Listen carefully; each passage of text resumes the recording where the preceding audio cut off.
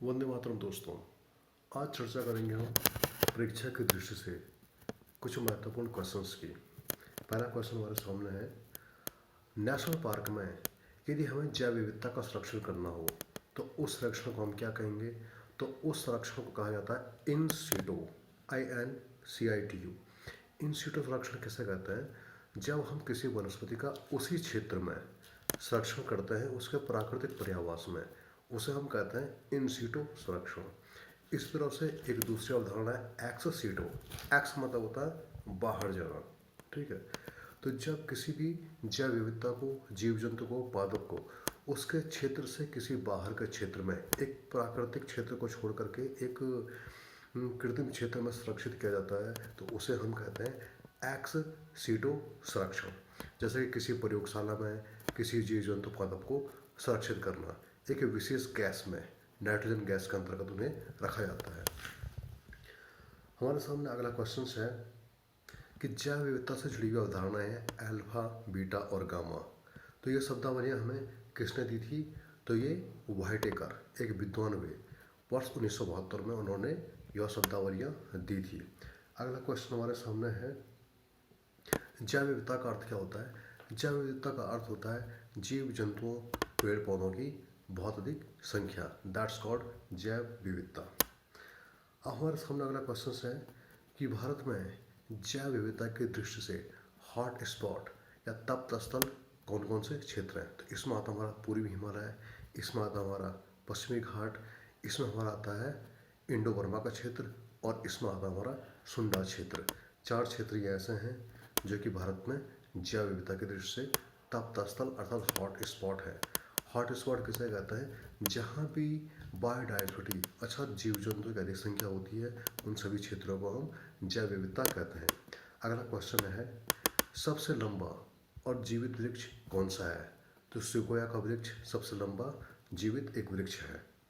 अगला क्वेश्चन है कि किसी भी प्रजाति को हम विलुप्त कब मान सकते हैं? तो कोई भी प्रजाति यदि 50 साल तक हमें बिल्कुल देखने को नहीं मिलेगी तो ऐसी अवस्था में उसे हम विलुप्त मान सकते हैं। अब हमारे सामने अगला क्वेश्चन से देखिए आप, जो विलुप्त प्राय जीव हैं, पादप हैं, जीव जंतु हैं, उनका जो उल्लेख मिलता है किस बुक में मिलता है? उनका उल्लेख मिलता है रेड डाटा बुक में। यह रेड डाटा बुक किसके द्वारा प्रकाशित की जाती है? यह प्रकाशित की जाती है IUCN, international union of conservation of nature, international union of conservation of nature के द्वारा यह प्रकाशित की जाती है रेड डाटा बुक। अगला क्वेश्चन हमारे सामने है जो कि अभी हम चर्चा कर चुके हैं, जो क्रायोजेनिक्स बैंक अर्थात क्रायो बैंक होता है, वहाँ पर जो जैव विविधता का संरक्षण किया जाता है और एक्स सीटों के रूप में किया जाता है। और कौन सी गैस सामान्यतः प्रयोग में लाई जाती है? तो वह गैस है नाइट्रोजन। सर्वाधिक जो जैव विविधता पाई जाएगी वो किस तरह के वनों में पाई जाएगी?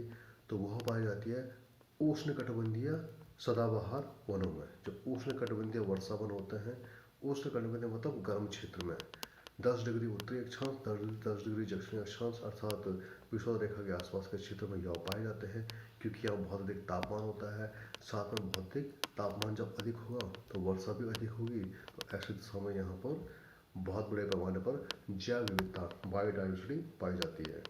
अगला क्वेश्चन हमारे सामने है, साइलेंट वैली जो कि जैव विविधता की दृष्टि से हॉट स्पॉट कहाँ है?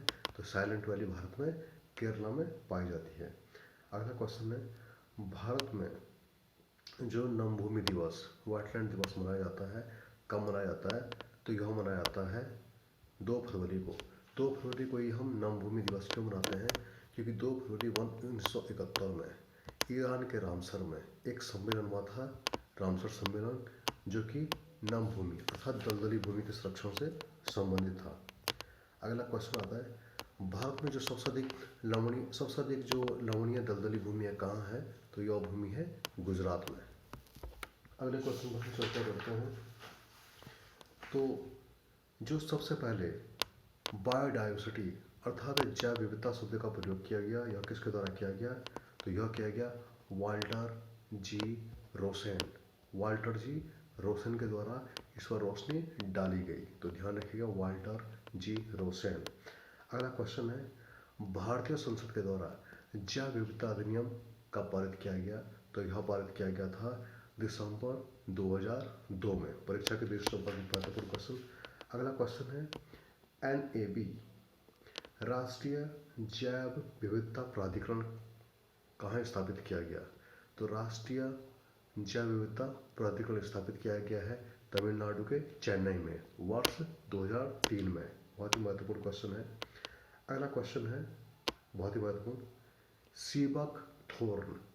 सीबक थोर्न यह क्या है? एक पेड़ है जिसको कि हम लेह बेरी भी कहते हैं।